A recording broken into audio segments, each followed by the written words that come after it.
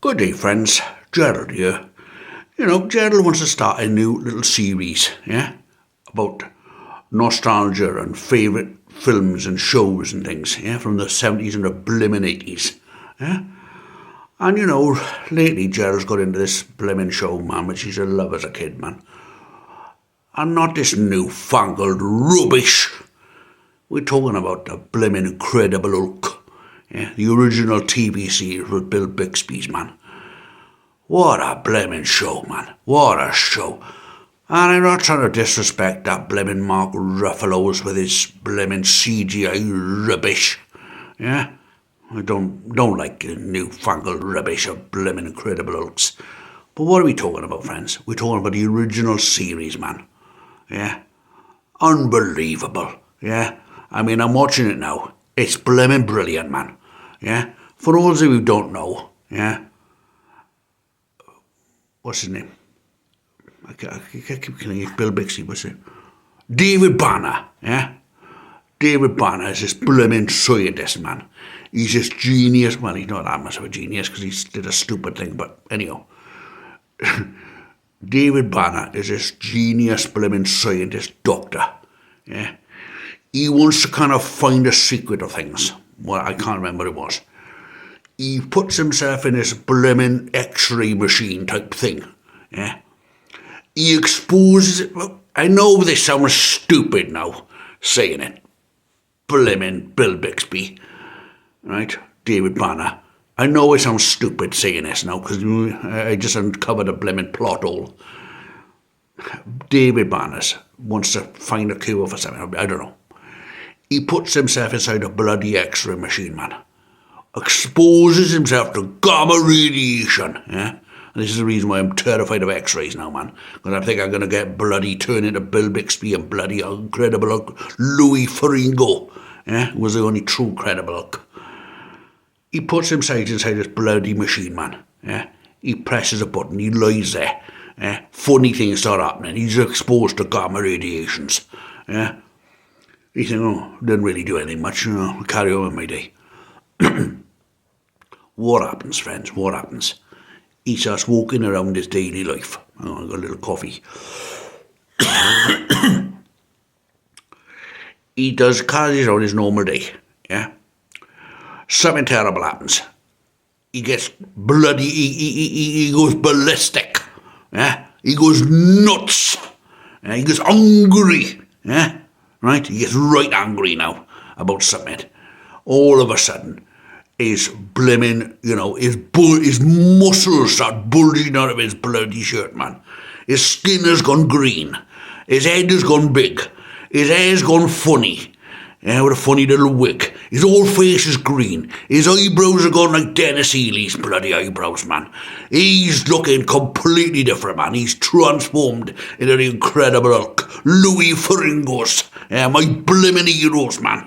Yeah, who got mucked about a lot in the film industry and didn't get treated with the respect he deserves, man, for this character of the Incredible Hulk and this blimmin' muscle, blimmin', super fitness freak, man, that he is. And him and Schwarzenegger's got a lot of history, man.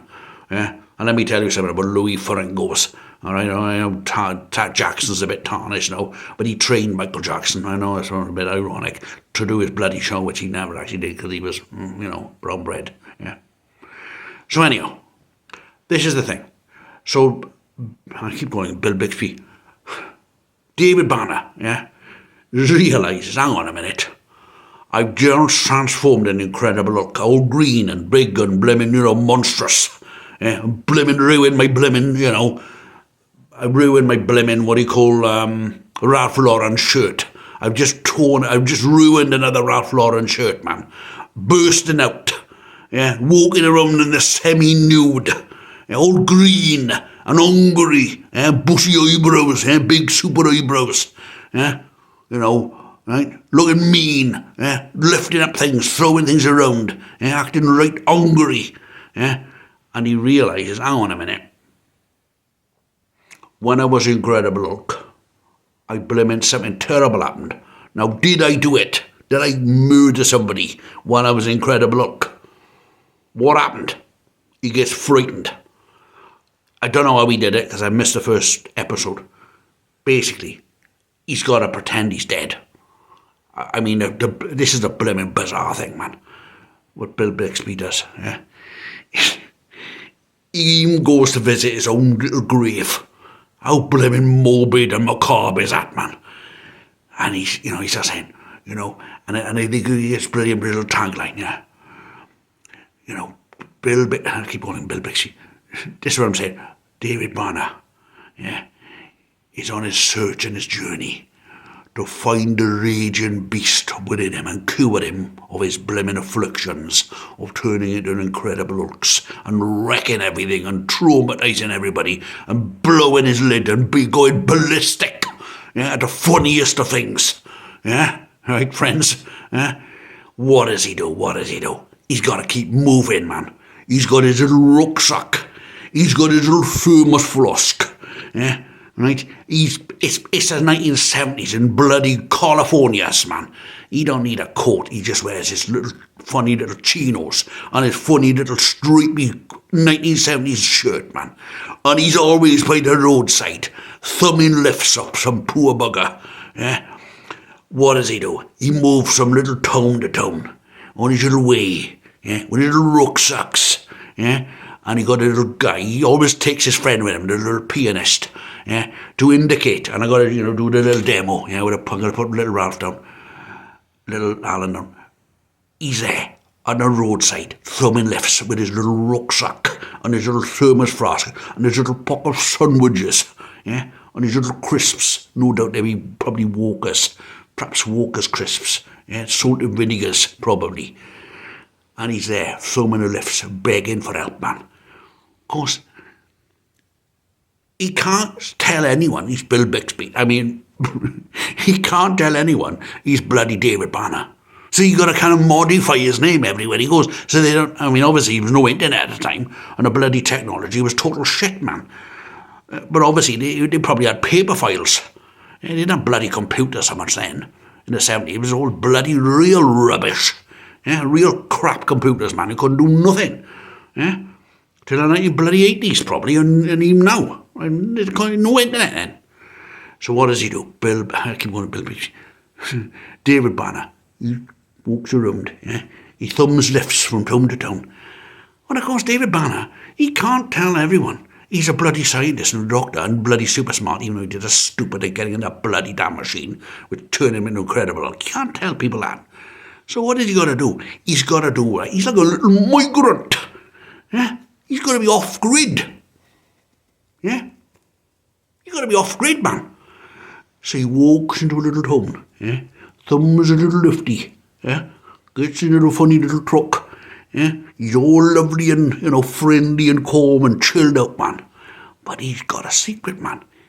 If he gets bloody angry and goes ballistic, he's gonna turn into incredible bloody hulks and traumatise everybody and trash the place, man.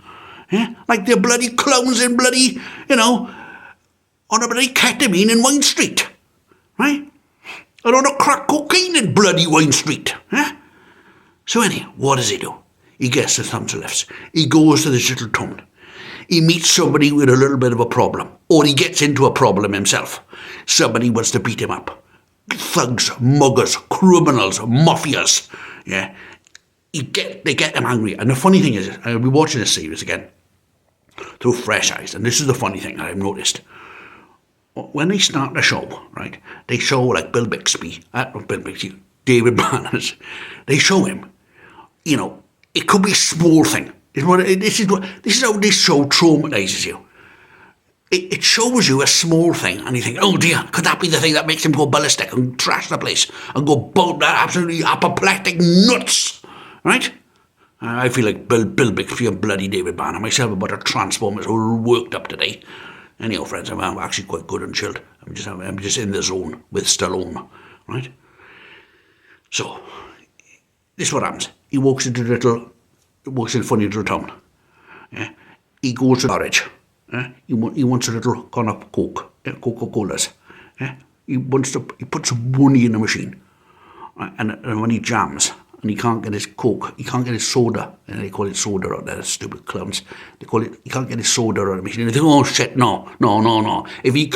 If Bill Bixby can't get his Coke out of the machine now, it's going to trigger him to transform an incredible, and you shit yourself now. You're traumatized, you're bloody ready for it, man. But no, he taps the machine, okay, Coke pops out, and little drink pops. And then he starts chit-chatting to somebody at the garage or somebody on the way, or so a little fellow hitchhikers, or you meet somebody and they got a funny little problem. This is a standard story, man, of Incredible Hulks. And he starts, actually, Bill Bixby.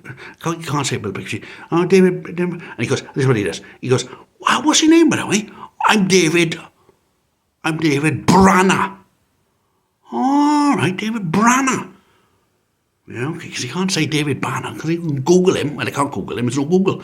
They can look at him up on the computers. They can just phone the police and say, oh, hello, is this clown David Banner, who's apparently murdered somebody? No, he can say David Branner. So one episode he called himself David Branner, and the next episode he called himself David Banana. Yeah? And then the next episode he called himself David Branhan.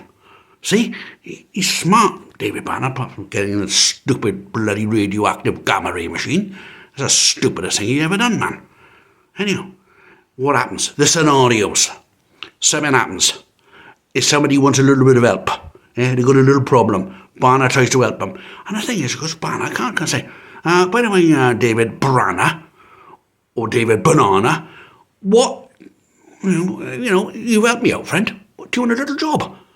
And of course he can't say, actually I'm a scientist and I mucked around gamma rays and done terrible things and made myself incredible. No.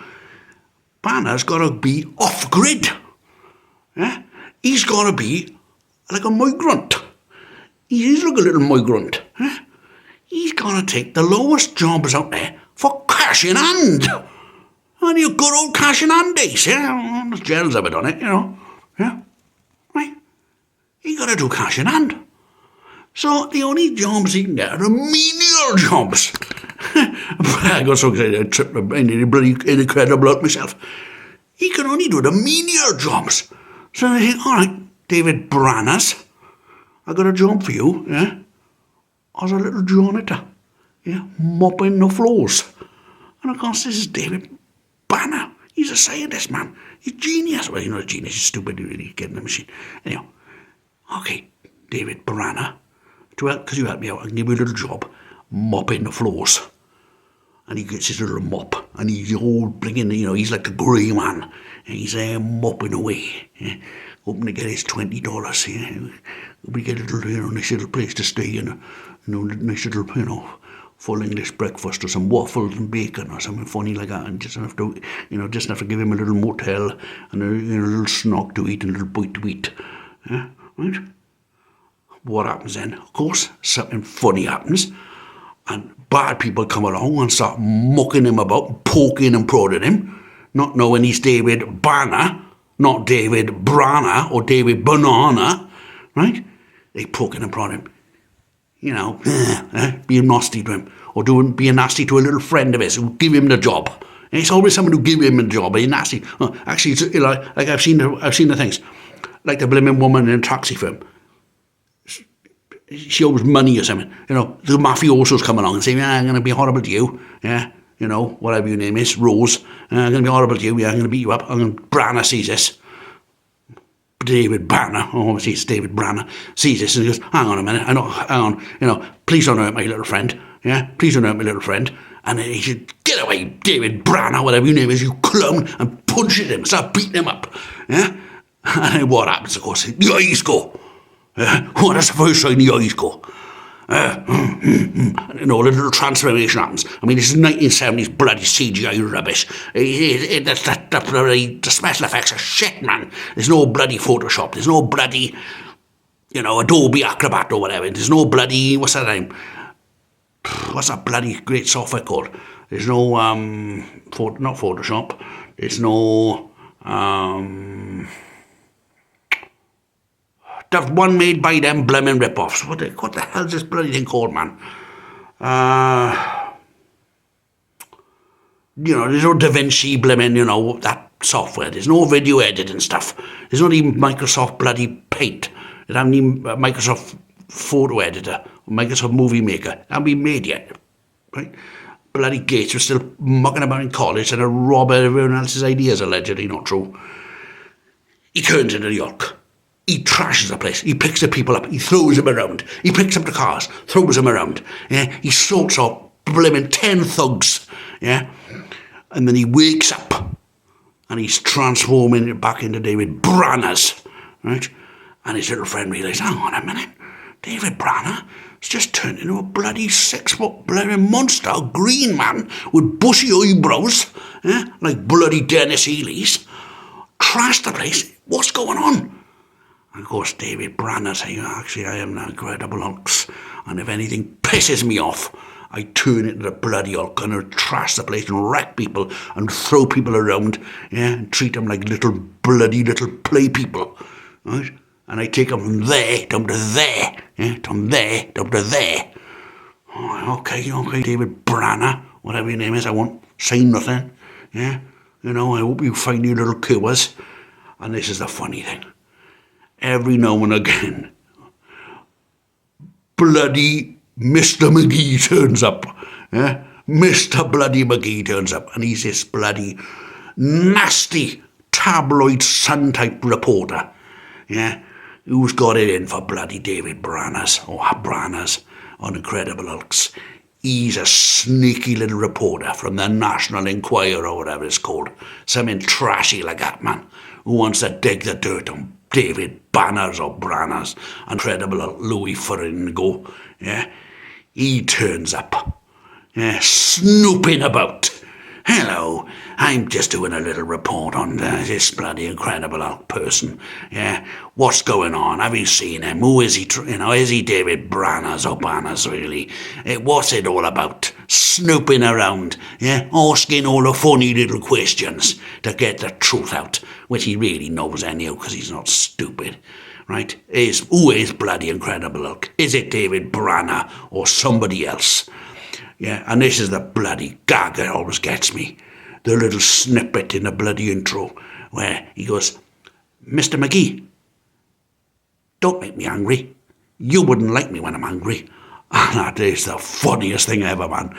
Because it's playing on the bloody whole story of if David Banner or David Banana or Brahana or whatever, if he gets angry, he's going to turn into the Incredible Hulk and wreck Mr. McGee.